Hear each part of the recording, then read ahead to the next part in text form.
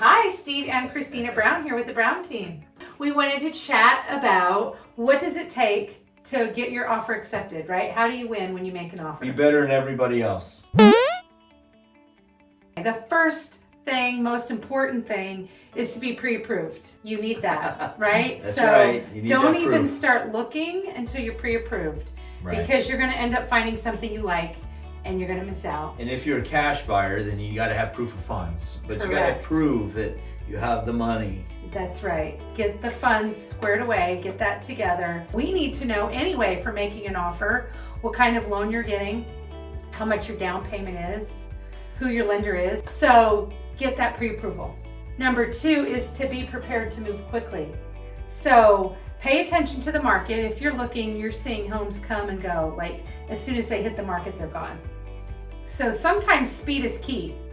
A lot of times. Yeah, Is key. a lot of times speed is Yeah. key. Sometimes agents will hold on to offers. I shouldn't say hold on to offers, but they will get offers and then hold up on making a decision because they'll set a deadline, right? So when offers start rolling in, sometimes they will be like, okay, well, we now have more than one offer, so we're just going to tell everybody, send your offers in by tomorrow at 5 p.m. or whatever. And they'll usually say what? Your highest and best. Exactly. Here's your best offer.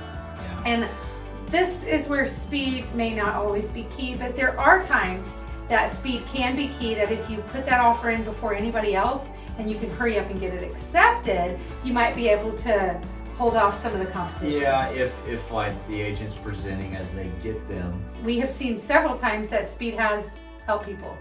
Mhm. So be ready, be prepared with that pre-approval, and speed could be key. So be ready to move quick. And then tip number three is be prepared to come in strong.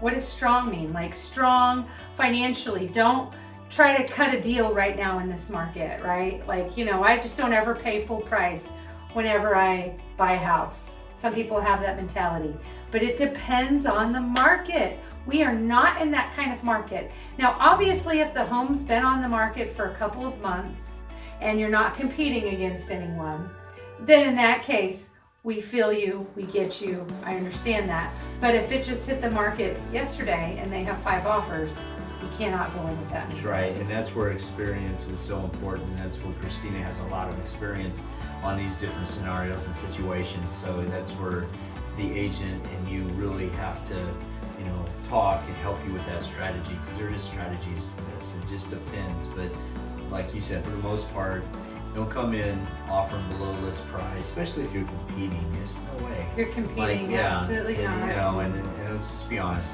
It's like if you really want the house and it's worth it, she's going to tell you if it's worth it because the numbers are going to say so. So come in strong, like you said.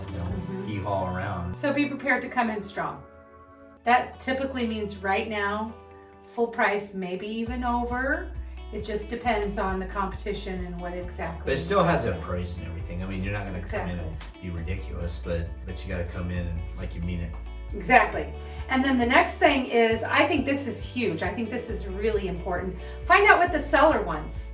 If you can give them what they want or what's most important to them, that could make you stand That's a out. good point, yeah. I know recently somebody, because they were willing to do a longer closing and that's what the seller wanted.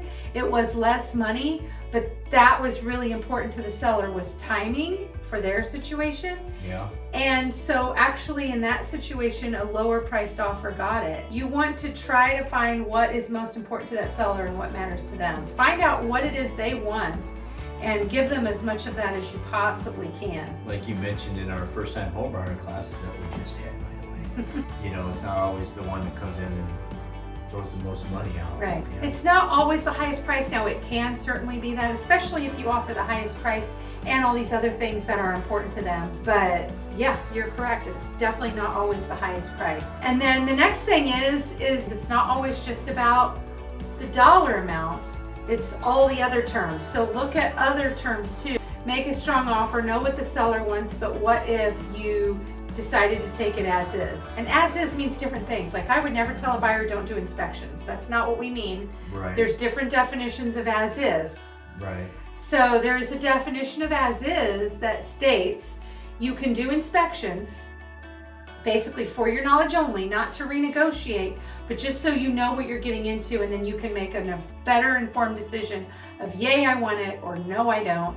And if the answer is no, there's an option where you can get your earnest money back even. So there are different definitions of as is. So we're not saying waive inspections, but you could be willing to do an inspection and make any repairs yourself after closing. Think about waiving contingencies. So I'm even seeing sellers, we just saw this recently on a deal where the sellers wanted to get their house under contract, close quickly, and then lease back until they went and found something else. They could hurry up and sell their house and then go and buy without it being contingent on the sale of their home because they already sold their home. Yeah, that's or true. Sell it, live with family for just a little while, only till you can get something secured. This is like we were just talking about how we, in this market and everything, coming up with solutions to problems. That's one right there. Yes. And again, that's experience. An agent knowing that kind of thing can recommend that. And the other, there's multiple solutions for these different scenarios. But that's where also going back to the very first tip of getting pre-approved, the lender could tell you something about recasting your loan, doing a bridge loan. There's solutions. If you can at all make your offer where it's not contingent on selling, that's huge. The more for sure that it is, for example, putting more money down, because sellers are looking at that. If they get two offers that are exactly the same financing type, right? So if both are FHA or both are conventional, then they're looking at all the other little terms in there. So if your down payment is 3% and this buyer is 20%, that's gonna weigh a lot heavier in that seller's mind, because they're gonna see this as a lot more secure than this one over here. Not saying you can't get it with 3% down, but again, you just gotta look at all the different terms and all the different ways that you can be competitive. Do what you can do. Pay your own closing costs. Don't ask the seller for concessions. Maybe if you can waive appraisal. Cash buyers can do that. But if you're not gonna do an appraisal as a cash buyer, make sure that seller knows that. So there's just a lot of different things. An escalation addendum, kind of like eBay bidding in a way, That's right? what I always compare it to is eBay. And so you say, hey, your house is listed for $300. I will go $1,000 over your highest offer up to $325.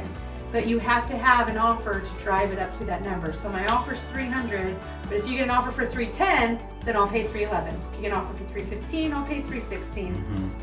Up to $325. So that's a great idea too. It's a cool way of getting another shot at if you don't make the right offer, you can go up again and then up again. Like you get another chance to come at it instead of just making one offer and then you strike out. It's an option. It's a play. It could be, yeah. It's a play. Idea number 6 is if you have any way of using cash, as long as you make a strong offer, can always win out. If the offers are the same, they'll always take the cash offer. Yeah. So that's huge if you can. We even see people borrow against their 401ks and things like that. Just be creative. Cash, it's quicker close, no appraisal. Absolutely. Less hassle for the seller. They like less hassle. And not just less hassle, just less uncertainty. Yes, uncertainty. I feel like what seems more stable and secure and strong and more for sure, that's what they want. Yeah. And then my last tip is, I would say stay calm. Go into it level-headed, do your homework, and just stay calm. Have a great team.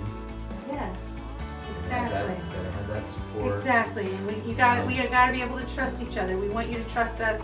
We're not going to purposely lead you the wrong direction, for sure not intentionally. We definitely want to try to do all we can. Especially first-time home buyers, because they don't know how to do all this. But that's what we do. We've done it lots of times, lots of different ways to make this happen. So be open-minded and stay calm, and we'll get you through it. Yeah. Hope you enjoyed the video and me and her being together and all that stuff. That's right. That's right. Together. All right, so let's go out and get you a house and get that offer accepted. Have a good day.